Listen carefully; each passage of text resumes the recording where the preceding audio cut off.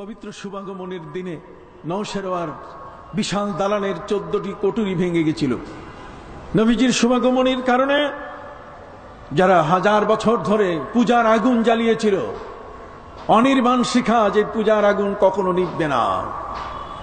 আমার নবী সাল্লাল্লাহু আলাইহি ওয়াসাল্লামের পবিত্র শুভ জন্মের সাথে সাথে সেই হাজার বছরের আগুন এমনিতেই নিভে গেল। যার শুভাগমনে পূজার আগুন নিভে যায়, সতী নামক সমুদ্রে যেখানে প্রতিমা বিসর্জন দেওয়া হতো, মূর্তি পূজা করে সেগুলোকে সেখানে ফেলে দেওয়া হতো, সেই প্রতিমা বিসর্জনের সতী সমুদ্রটি আমার নবী সাল্লাল্লাহু আলাইহি ওয়াসাল্লামের জন্মগ্রহণের সাথে সাথে পুরা পানি শুকিয়ে গেল, আর সেখানে প্রতিমা বিসর্জন তারা দিতে পারে নাই। আমার নবীজি সাল্লাল্লাহু আলাইহি ওয়াসাল্লাম জগতে তাশরীফ আনার সাথে সাথে ওই আকাশের দুয়ার বন্ধ হয়ে গেল। শয়তানরা আকাশের কথা চুরি করে এদেশের গণক ঠাকুর, এদেশের জ্যোতিষীদের কাছে বিতরণ করত। নবী করিম সাল্লাল্লাহু আলাইহি সাল্লামের পবিত্র শুভাগমনের সাথে সাথে সেই আকাশের দুয়ার বন্ধ হয়ে গেল। 600 বছরের পৃথিবীতে যে অমানবিক অত্যাচার ছিল, অন্যায় ছিল, পৃথিবীর মধ্যে নির্যাতন ছিল, বিশ্বনবীর শুভাগমনের সাথে সাথে সারা পৃথিবী শান্তির দুয়ার খুঁজে পেল। বিশ্ব শান্তির দূতের শুভাগমন হয়েছে। নবীজি যেদিন যেই মুহূর্তে জন্মগ্রহণ করলেন, তার কারণে, তার ইজ্জতের কারণে ওই রাতে যত মা সারা পৃথিবীতে সন্তান জন্ম দিয়েছে, সকল মায়ের গর্ভ থেকে পুত্র সন্তান জন্ম হয়েছে, একটা মেয়ে সন্তান জন্ম হয় নাই।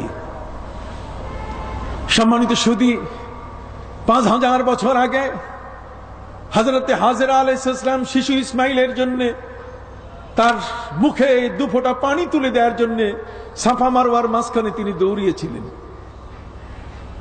সাফা এবং মারওয়া ইবাদতের নিদর্শন হিসেবে আল্লাহ তাআলা ঘোষণা করেছেন, ইন্নাস সাফা ওয়াল মারওয়াতা মিন শাআইরিল্লাহ। এটা 2টো পাথর, পাহাড়ের পাথর। এই 2 পাহাড়ের মাঝখানে একজন নবীর স্ত্রী তার সন্তানের পানির জন্য দৌড়িয়েছিলেন। নবী ইব্রাহিম আলাইহিস সালামের স্ত্রী হযরতে মা হাজেরা আলাইহিস সালাম শিশু ইসমাইলের পানির জন্য তিনি দৌড়াদৌড়ি করেছিলেন। মা সন্তানের জন্য যে এত কিছু করে, আল্লাহ তাআলা তার স্মৃতিটাকে ধরে রাখার জন্য আজ পর্যন্ত যত হাজি হজে এবং উমরায় যাচ্ছেন, তারা কিন্তু সাফা মারওয়ার মাঝখানে সাই করছেন, এটা তাদের জন্য ওয়াজিব। তাহলে স্মৃতি সংরক্ষণ করা ইসলামের ফর্মুলা অনুযায়ী কোনো কোনো ক্ষেত্রে ওয়াজিব সাব্যস্ত হলো। কি বলেন, ঠিক কিনা? কোনো কোনো ক্ষেত্রে কি সাব্যস্ত হলো? ওয়াজিব। আপনি কোনো বিষয়ে দলিল গ্রহণ করতে গেলে, কোনো বিষয়ে কোনো আইন যখন আপনি প্রণয়ন করবেন, তখন তার রেফারেন্স দরকার। বাংলাদেশের এই একটি আইন আপনি প্রণয়ন করেন না কেন, রায় দেন না কেন, তখন যারা জাস্টিস, যারা বিচারক, তারা দেখেন যে এই ধরনের কোনো একটি ঘটনা, কোনো বিচার ইতিপূর্বে হয়েছে কিনা, রেফারেন্স তারা সেখানে দেখেন। আমরা নবী করিম সাল্লাল্লাহু আলাইহি ওয়াসাল্লামের পবিত্র মিলাদ শরীফের ক্ষেত্রে প্রতি বছর 12 রবিউল আউয়াল পালন করতে পারবো কিনা, এর রেফারেন্স তো আমাদের তালাশ করতে হবে। কি কোন ঠিক কিনা? সেই রেফারেন্সকে যদি আমরা লক্ষ্য করি, তাহলে সেখানে দেখা যাবে যে 5000 বছরের আগ পূর্বক্ষণে হযরতে নবী ইব্রাহিম আলাইহিস সালাম যখন স্বপ্নে দেখলেন, ইয়া বুনাইয়া ইন্নী আরা ফিল মানামি আন্নী আযবাহুকা ফানজুর মাযা তারা, হে আমার প্রিয় পুত্র, আমি স্বপ্নে দেখলাম তোমাকে জবাই করছি, বলো তোমার রায় কি? ফানজুর মাযা তারা, তোমার রায় কি, তোমার অভিমত কি? নবীর ছেলে নবী, রায় তো বাবার বিরুদ্ধে কখনো যাবে না। মদখোরের সন্তান যদি হয়, কথা কন, ভিন্নভাবে যদি পৃথিবীতে এমন কোন সন্তানের আগমন হয়, সেখানে বাবার ছেলের মধ্যে দ্বন্দ্ব থাকতেই পারে, কিন্তু নবীর ঔরজাত সন্তান কোনদিন নবী বিরোধী হয় নাই। পৃথিবীর কোন কাছে কোনো রেকর্ড নাই, জগতের মধ্যে কোথাও নাই। নবীর ছেলে নবী হয়েছে, অলির ছেলে কি অলি হয়েছে। কন্যা সুবহানাল্লাহ। হযরত জাকারিয়া আলাইহিস সালাম আল্লাহর কাছে চেয়ে নিয়েছিলেন, ফাহাবলি মিন লাদুনকা ওয়ালিয়া ইয়ারিসুনি ওয়া ইয়ারিসু মিন আলি ইয়াকুব, আল্লাহ আপনি আমাকে সন্তান দেন, সন্তান না দিলে আমি যে ইসলামের কালচারটা করে যাচ্ছি, এই কালচারটাকে ধরে রাখার জন্য আমার নিজস্ব লোক দরকার। আমার সন্তানের বুকে যতটুকু দরদ, এই দরদটা অন্য কারো বুক থেকে বের হবে না। অতএব ফাহাবলি মিন লাদুনকা ওয়ালিয়া আই ওয়ালাদান সালিহা, আপনি আমাকে একটি যোগ্য সন্তান দিয়ে দেন, নেককার সন্তান দিয়ে দেন। ইয়ারিসুনি, যে আমার ওয়ারিস হবে, ওয়া ইয়ারিসু মিন আলি ইয়াকুব, এবং তার নানা বংশের ওয়ারিস হবে। বলো সুবহানাল্লাহ। তাহলে নবীর ছেলে কি হয়? নবী হয়। নবীর ছেলে যদি নবী হয়, তাহলে অলির ছেলে কি হইতে পারে? অলি হইতে পারে। এটা অসম্ভব কিছু নয়, বরং অলির সন্তান নবী হয়েছে। হযরতে মারিয়াম আলাইহিস সালাম, তিনি ছিলেন অলি, আর তার গর্ভে জন্ম নিয়েছেন নবী। সুবহানাল্লাহ। গর্ভে জন্ম নিয়েছেন কি? নবী। অতএব যারা এই কথা বলে যে পীরের ছেলে পীর হতে পারে না, এগুলো সব শেখানো কতগুলো বুলি, এগুলো কতগুলো বাকবাকুম পায়রার মতো শিখাই দিয়েছে, এগুলো আমাদের সামনে তারা কতগুলো ঠুনকো যুক্তি দিয়ে উপস্থাপন করে। কিন্তু কোরআন হাদিসের গভীরে যারা প্রবেশ করে, তাদের কাছে এটার মূল্য একটি পয়সাও, ফুটা পয়সাও নাই। 5000 বছর আগের স্মৃতি। নবী ইব্রাহিম আলাইহিস সালাম ছেলেকে জবাই করার ব্যাপারে আদিষ্ট হলেন, তাও স্বপ্ন যোগে। স্বপ্ন দেখার পরে তিনি ছেলেকে বললেন, বাবা এখন আমি কি করতে পারি? বাবার সেই স্বপ্নের সম্মতি দিতে গিয়ে ছেলে নবী ইসমাইল আলাইহিস সালাম, ছোট্ট শিশু, বাবাকে বলে দিয়ে দিলেন, ইয়া আবাতি ফাআল মা তুমার সাতাজিদুনি ইনশাআল্লাহু মিনাস সাবিরিন। বাবা আপনি তাড়াতাড়ি আল্লাহর নির্দেশ পালন করুন। এই কাজটি করার ক্ষেত্রে আমার পক্ষ থেকে আপনি কখনো বাধা পাবেন না, আপনি আমাকে ধৈর্যশীল হিসাবে পাবেন। যা আপনার নির্দেশ, আল্লাহর পক্ষ থেকে যে বিষয় আপনি আদিষ্ট হয়েছেন, আপনি দেরি না করে আপনি তা শেষ করেন। ছেলে বাবার কাছে কত অনুগত। স্ত্রীর কাছে নিয়ে গেলেন, হাজেরার কাছে, যে হাজেরা, আল্লাহ তো এই সন্তানকে চেয়েছেন, তাকে জবাই করতে হবে। ছেলে তো রাজি, তুমি কি বলো? তুমি তো মা। মাও বলে দিলেন যে আল্লাহ এই সন্তান আমাদেরকে দিয়ে ধন্য করেছেন। জীবনের এমন একটি মুহূর্তে, আপনার বয়স 120 বছর, এর আগে কোনো সন্তান নাই, আপনি আল্লাহর কাছে শুকরিয়া আদায় করেছেন। আলহামদুলিল্লাহিল্লাযী ওয়াহাবা লি আলাল কিবারি ইসমাঈল ওয়া ইসহাক ইন্না রাব্বী লাসামিউদ দুআ। সারা দুনিয়ার ডাক্তারের মেডিকেল সায়েন্স যেখানে ফেল, দোয়া সেখান থেকে কাজ করে। কন্যা সুবহানাল্লাহ। দোয়া সেখান থেকে কি কাজ করে আমরা জানি না, আমরা পড়ি না। ভাইরা আমার, নবী ইব্রাহিম আলাইহিস সালাম দোয়া করে সন্তান চেয়েছেন। হযরতে জাকারিয়া আলাইহিস সালাম, সেখানেও তিনি মরিয়মের প্রকোষ্ঠের পাশে দোয়া করেছিলেন। হুনালিকা দাআ জাকারিয়াল মিহরাব। প্রকোষ্ঠের পাশে হযরতে জাকারিয়া আলাইহিস সালাম, তার ঘরে সন্তান ছিল না, তিনি দোয়া করে আল্লাহর কাছে সন্তান প্রার্থনা করেছেন।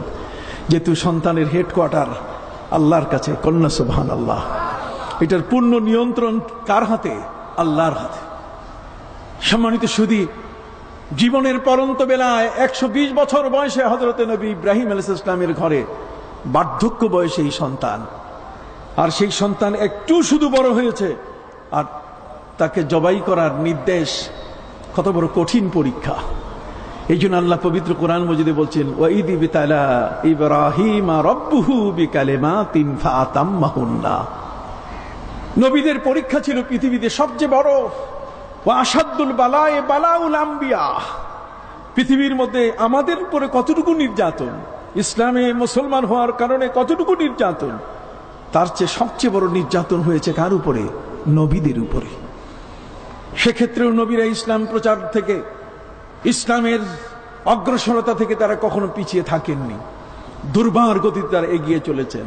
বিশাল বড় বড় সাগর সাগরের ঢেউয়ের উপরে তাদের ঘোড়াগুলো চালিয়ে দিয়েছেন। হিমালয় পর্বতের মতো উঁচু হয়ে বাধা এসেছিল, তারা সেই বাধা দুর্ভেদ্য প্রাচীরকে ভেদ করে ইসলামের আওয়াজ তারা সেই হিমালয়ের ওই প্রান্তে, সাগরের ওই প্রান্তে, আফ্রিকার কালা মানুষগুলোর কাছে তারা পৌঁছিয়ে দিয়েছেন। বলুন সুবহানাল্লাহ। অতএব নবী ইব্রাহিম আলাইহিস সালাম ছেলে ইসমাইলকে জমাই করার প্রস্তুতি নিচ্ছেন, স্ত্রীর পক্ষ থেকে কোনো বাধা নাই।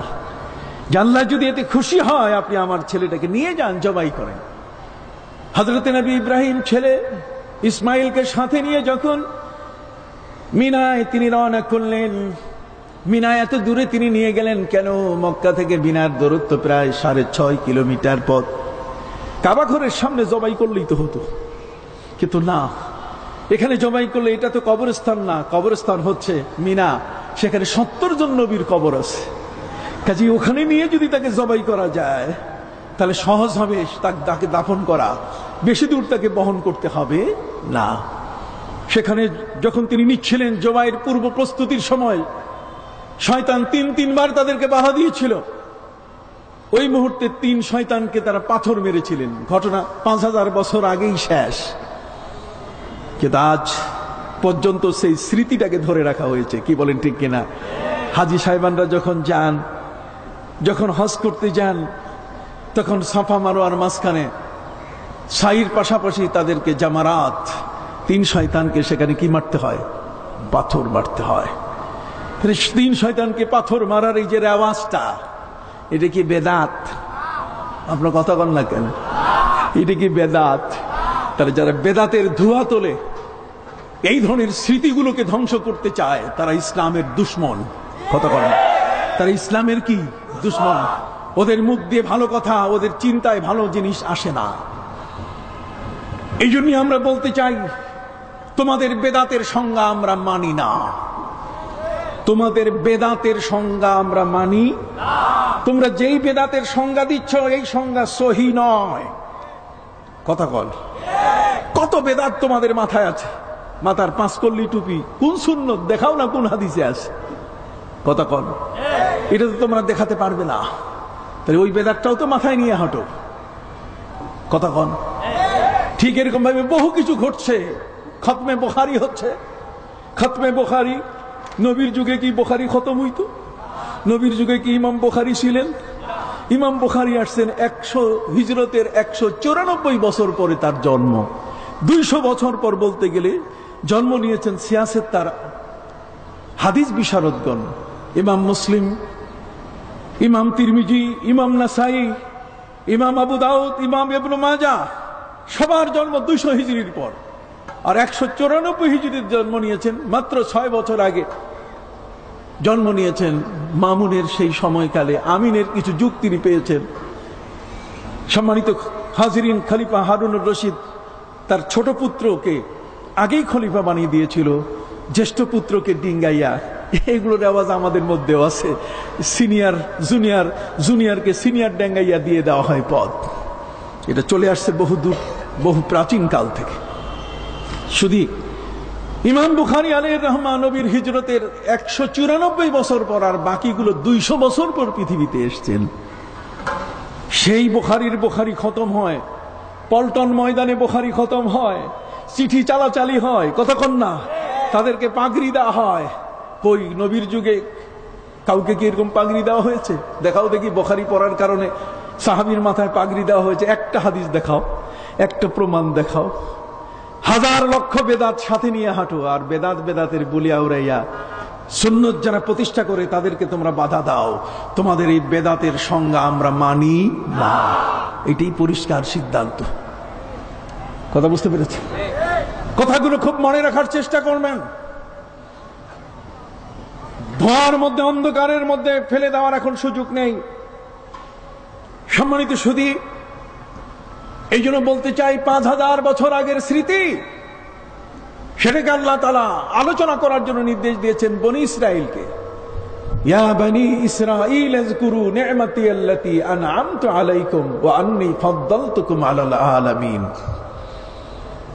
আমি কতগুলো দলিল দিয়ে যাচ্ছি, আপনি মনে রাখবেন, খুব মনে রাখবেন। এর উপরে আমি বইও লিখেছি, কিতাবও লিখেছি, স্টলে পাওয়া যাবে। 113 মাসলায় বিভ্রান্তির সমাধান। এই যে বিভ্রান্তিকর কথাগুলো তারা বলছে, তার জবাব আমি দিয়েছি। কথা বুঝতে পারছি? সম্মানিত সুধী ভাইরা আমার, পবিত্র কোরআন মজিদে আল্লাহ পাক রব্বুল আলামিন বলেন, ইয়া বানি ইসরাঈল আযকুরু নি'মাতি আল্লাতী আন'আমতু আলাইকুম ওয়া আন্নী ফাদ্দালতুকুম আলাল আলামিন। আল্লাহ বলছেন, বনি ইসরাইল সম্প্রদায়, আমি তোমাদের উপরে যে নেয়ামত দিয়েছি সেই নেয়ামতগুলো তোমরা বারবার আলোচনা করো, এগুলো জিকির করো, এগুলো চর্চায় নিয়ে আসো, বারবার সেগুলো তোমরা নিজেদের মধ্যে আলোচনা করো। তাহলে বনি ইসরাইল যদি মুসা নবীর যুগের ঘটনাগুলো আলোচনায় আনতে পারে, তাহলে আমরা নবীর জন্মগ্রহণ পবিত্র শুভাগমনের দিনটা, তার শুভাগমনের সেই মিলাদ, এটিকে আমরা আলোচনা করতে পারি না? ওরা বলে মিলাদ শব্দ কোরআনে নাই। আরে কোরআন কি তোমার সাথে পরামর্শ করে আল্লাহ নাজিল করছেন? তুমি কোন চান্দু? তোমার সাথে পরামর্শ করে আল্লাহ তাআলা কোরআন নাজিল করবেন? তুমি কি দেখো না কোরআনে? পবিত্র কোরআন মজিদে আল্লাহ পাক রব্বুল আলামিন বলেন, সূরা বালাদের মধ্যে আল্লাহ পাক রব্বুল আলামিন বলছেন, হে নবী, এই মক্কার জমিনের কসম খেলাম আমি, এই জমিনটা এটা বড় দামি জমিন হয়ে গেছে, এই জমিনটা বড় মূল্যবান জমিন হয়েছে। কারণ হচ্ছে এই জমিনের মধ্যে ওয়ান্তা হিল্লুম বিহাদাল বালাদ, আপনি এই জমিনের মধ্যে পা রেখেছেন, মায়ের গর্ভ থেকে আপনি এখানে কদম রেখেছেন। কোন সুবহানাল্লাহ! এই জমিন আপনার কদম পড়েছে, আপনার কদমের কারণে এই জমিন ধন্য হয়েছে। ওয়ান্তা হিল্লুম বিহাদাল বালাদ, এই শহরের উপরে আপনি সর্বপ্রথম কদম রেখেছেন, আপনার কদমের কারণে শহরটিকে আমি ধন্য করে দিয়েছি। আমার নবীজির কদম মুবারকের ছাপ নবীজি পা রেখেছেন, এটার দাম কত বড়! মক্কা আল মুকাররমা হয়ে গেছে। কথা কন, তাহলে সেই নবীর দাম কি কম? কাবা ঘরের সাথে যে গিলাফটা আছে, এটার সম্মান কি আমরা কম করি? গিলাফ কাবা ঘর নয়, গিলাফ কাবা ঘর নয়, কিন্তু আমরা সম্মান করি কিনা? সম্মানিত সুধী ভাইরা আমার, আমরা আমাদের জীবনে এমন অনেক বিষয় আছে, যেমন আমার রাসূল সাল্লাল্লাহু আলাইহি ওয়াসাল্লামের দাড়ি মোবারক, তার চুল মোবারক, যে পাত্রে তিনি পানি পান করছেন, সাহাবায়ে ইকরাম নবীজির চুল মোবারক, তার নাখন মোবারক, তার নখ মোবারক পর্যন্ত নিজের কাছে ধরে রেখেছেন। ইভেন আমির মুআবিয়া রাদিয়াল্লাহু তাআলা যখন ইন্তেকাল করেন, তখন তার এই পাপিষ্ট, এই দুরাচার পুত্র ইয়াজিদকে বলেছিলেন যে আমি মরে গেলে পরে নবীজির নখ মোবারক আমার বুকের উপরে দিও।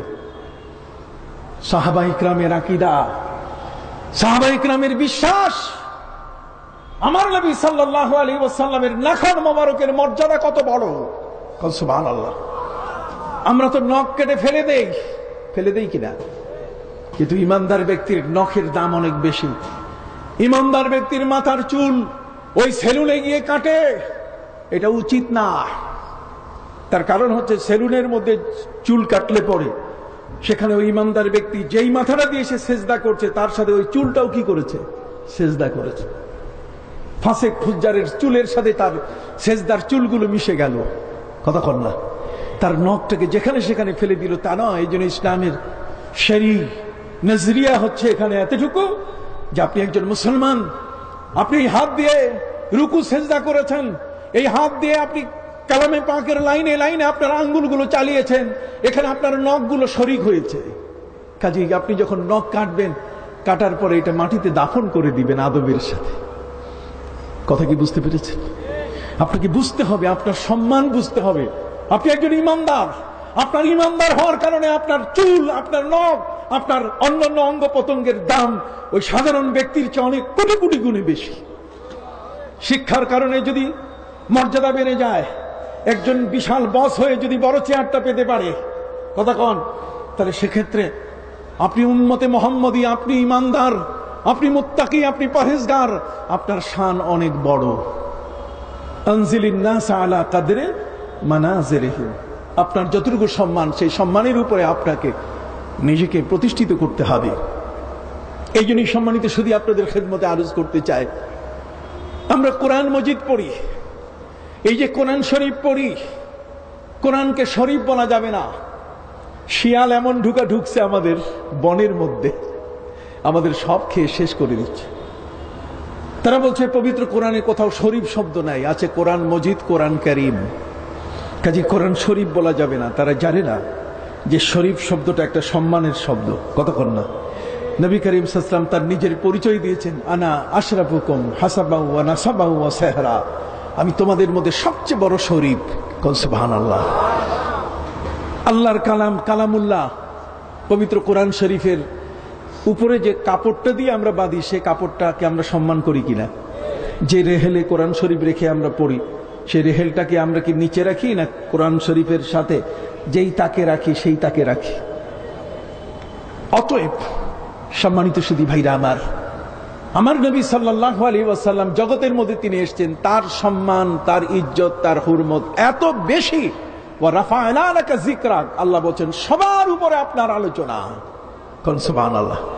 সবকিছুতেই আপনার আলোচনা। ইভেন দেওবন্দি আলেমরা পর্যন্ত স্বীকার করেছে, দেওবন্দি ওলামা ইকরাম পর্যন্ত স্বীকার করেছেন যে নবী করিম সাল্লাল্লাহু আলাইহি ওয়াসাল্লাম যে উষ্ঠি মুবারকের উপরে সওয়ার হতেন, নাকায়ে কাসওয়া, সেই উষ্ঠিটার পেশাব পায়খানা, তার লেদ, এগুলো নিয়ে আলোচনা করাও বরকতের আলোচনা।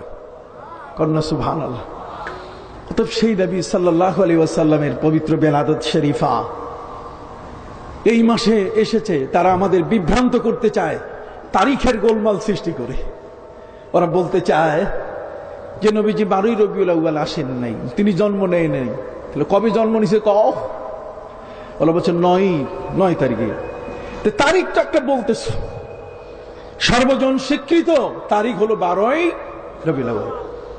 আল্লামা ইবনে হিশাম তার সিরাতের মধ্যে, সিরাতে ইবনে হিশামের মধ্যে হযরতে ইবনে ইসহাক, হযরতে ইবনে আসাকের অসংখ্য গণিত ঐতিহাসিক যারা ইতিহাসের তথ্যে ভুল করেন নাই, সেই সকল মহান ব্যক্তি তারা পরিষ্কার ভাষায় উল্লেখ করেছেন নবী করিম সাল্লাল্লাহু আলাইহি ওয়াসাল্লাম জগতের মধ্যে তাশরীফ নিয়েছেন 12ই রবিউল আউয়াল।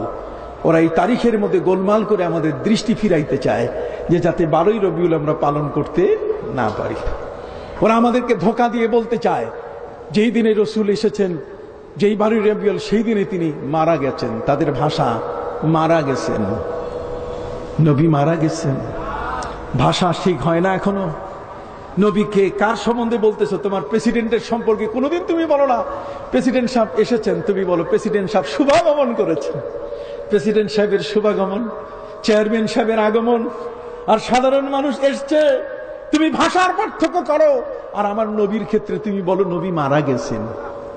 তুমি ভাষা শেখো। আল্লামা কাজী আয়াজ রাহমাতুল্লাহ আলাইহির কাছে, আল্লামা কাজী আয়াজ রাহমাতুল্লাহ আলাইহি তিনি তার শিফা নামক কিতাবের মধ্যে লিখেছেন, ফালা মাউতুন ওয়ালা ফাউতুন, নবীর মৃত্যু নয়, নবীর ফৌত হয়েছেন তাও নয়, বল ইন্তেকালুম মিন হালিন ইলা হাল, নবী ইন্তেকাল করেছেন। কন্যা সুবহানাল্লাহ। মৌত শব্দ আর ইন্তেকাল শব্দ দুইটা কি নয়? এক নয়। ইন্তেকাল হচ্ছে নবীর আদবের শব্দ, নবীর জন্য কি একটা আদবের শব্দ। নবী আলমে বারজাখে গিয়েছেন, জগৎ ছেড়ে তিনি চলে গেছেন নিঃসন্দেহে, কিন্তু তিনি ইন্তেকাল করেছেন। তার স্বাভাবিক মানুষের মৃত্যুর মতো তার জীবন নয়। কথা বুঝতে পারছেন? যা হোক সম্মানিত, শুধু এগুলো নিয়ে বহু ঝগড়া। এই ঝগড়াগুলো শুধু আজকে নতুন নয়, এরা ওই প্রাচীন যুগ থেকেই এই ধরনের বিশ্রী কথাগুলো বলে বলে আসতেছে। নতুন করে ওই বিশ্রী কথাগুলো এক জায়গায় জমা করে তারা এখন পড়ানো শুরু করেছে। তারা বলছে মিলাদুন নবী নাই। আরে মিলাদুন নবী নাই, ইমাম তিরমিজি কি পড়ো না? কিসের মৌলবী হয়েছে তোমরা? তোমরা নিজের নামে বিশাল বড় বড় মুফতি শব্দ যোগ করে বলো, বিশাল বড় মুফতি শব্দ যোগ করে বলো যে 3 ক্লাসের জামিয়া, 3 ক্লাসের ইবতেদায়ী, আউয়াল, দুয়াম, সুম বানাইয়া তোমরা এটাকে জামিয়া করছো। মুফতি ডিক্লারেশন দিয়ে তোমরা বলো বিশ্বনবীর মিলাদ নাই।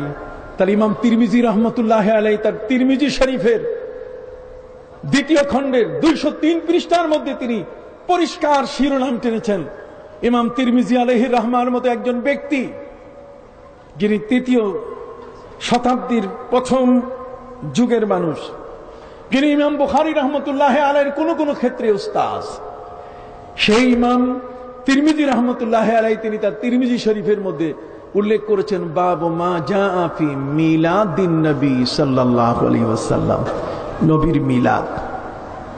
তো নবীর মিলাদ সম্বন্ধে আলোচনা কি নাই? কথা বলেন না। হাদিসের মধ্যে আলোচনা আছে কিনা? ইমাম তিরমিজি যদি নির্ভরযোগ্য না হয় তাহলে কে হবে? ওরা আমাদের ইসলামের আমলগুলোকে ধ্বংস করার জন্য তাদের পায়তারা এত কঠিন।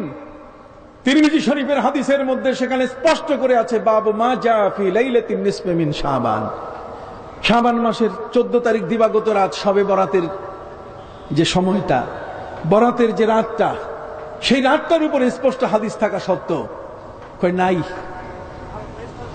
তিরমিজি শরীফের মধ্যে, জামে তিরমিজির মধ্যে হাদিস থাকা সত্ত্বেও তারা সেটাকে অস্বীকার করছে। ওই দিন তারা আমাদের মসজিদগুলোতে রাত্রে তালা লাগায়। কথা কন।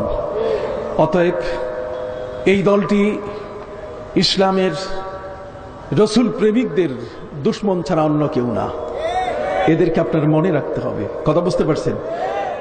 এই বিষয়গুলোকে চিহ্নিত করতে, নবীর প্রেমিক বানাতে এই দেশের মধ্যে যুগশ্রেষ্ঠ 2 জন অলির আগমন ঘটেছে। 2 জন অলি এই কথাগুলো বলে যেন আমাদের থেকে রসুল প্রেম ধ্বংস করতে না পারে, নবীর প্রেম ভালোবাসাটাকে যেন আমাদের থেকে দূরে সরিয়ে দিতে না পারে। ওই ঘাপটি মারা ওই সমস্ত আলেম, তারা যেন আমাদেরকে বিভ্রান্ত করতে না পারে। এই জন্যই এই যুগের পীর মাশায়েখ ওলিয়া আউলিয়া অব্যাহতভাবে নবীর ইশক, প্রেম, ভালোবাসার বিষয়গুলো তারা জারি রেখে চলেছেন। আমরা সেই বিশাল দলের এক একজন সদস্য। হাত উঁচু করে বলেন আলহামদুলিল্লাহ। আমরা সেই দলের এক একজন কি সদস্য। তারা বলুক এই বাংলাদেশে সর্বপ্রথম দারুস সুন্নত কোন মাদ্রাসা তারা প্রতিষ্ঠা করেছে এই নামে।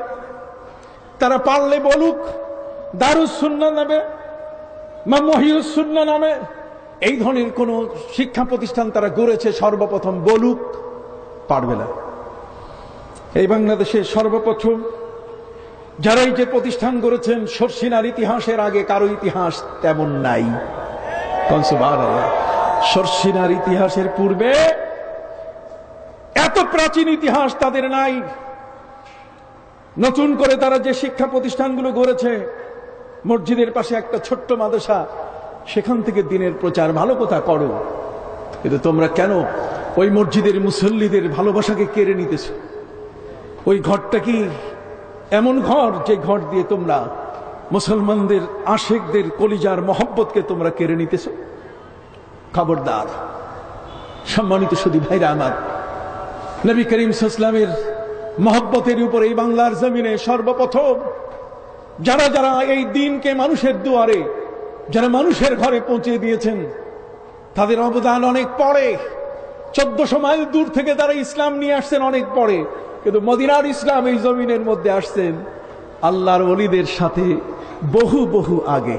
কারণ সুবহানাল্লাহ, এদেশে শাহ আমানত, যার পণ্যভূমি, যার পবিত্র ভূমি এই চিটাগাং, যারা এই দেশে পদব্রজে পায়ে হেঁটে হেঁটে এই জমিনে তারা ইসলামকে বড় আদর করে কলিজায় ভর করিয়ে তারা নিয়ে এসছেন। এদেশে শাহজালাল ইয়েমেনি, শাহ মাকদুম, শাহ আলী, শাহ পরান, শাহ আমানত, শাহ ফতেহুল্লাহ, শাহ গরিবুল্লাহ, শাহ আলী বাগদাদি, শাহ শরফুদ্দিন চিশতি বেহেশতি, ঠিক এমনি করে খানজান আলী রহমতুল্লাহ আলাইহি সহ এই জমিনের মধ্যে সিলসিলা দরবারের দাদা হুজুর কিবলা হযরতে শাহ সুফি হযরত মাওলানা নিসারউদ্দিন আহমদ রহমতুল্লাহ আলাইহি, আবু জাফর মোহাম্মদ সালেহ রহমতুল্লাহ আলাইহি, তারা এই জমিনকে নবীর প্রেমিকদের জমিন বানিয়ে দিয়েছেন। তাদের চাষ করা জমিনে ওরা এসে এখন বীজ গাঁটতেছে। ওরা এখন এই জমিনটাকে নষ্ট করার জন্য এমন ইউরিয়া সার দিতেছে যে যাতে আর ফসল না থাকে। আমাদেরকে তারা ধ্বংসের দিকে ঠেলে দিচ্ছে। এই জন্য সম্মানিত সুধী, সরসিনা দরবার এই বাংলাদেশের মধ্যে এমন একটি দরবার, যে দরবার এই বাংলাদেশকে, পুরা দেশটিকে এক হেদায়েতের পথে নিয়ে গেছে। কন্যা সুবহানাল্লাহ। শুধু দেশবাসীকে না, শুধু মানুষগুলোকে না, বরং এ দেশ থেকে পর্যন্ত আল্লাহমুখী রসুলমুখী করে ফেলেছে। আপনি জানেন এই দেশের যারা লেখাপড়া করবে তারা যেন কখনো পিছিয়ে না পড়তে পারে, এই জন্য প্রথম টাইটেল মাদ্রাসা। যত মাদ্রাসায় আপনি বলেন না কেন, যত বড় মুহাদ্দিসের সিল ছাপ্পর আপনি গায়ে লাগান না কেন, আপনার যত বড় ফ্ল্যাগ ডিজিটাল ব্যানার হোক না কেন, এই সমস্ত ডিজিটাল ব্যানারের আগে আপনাকে স্বীকার করতে হবে বাংলার মাটিতে রসুল প্রেমিক তৈরি করার যে কারখানা প্রথম স্থাপিত হয়েছে সেটি হলো শর্ষিনা দরবার শরীফ।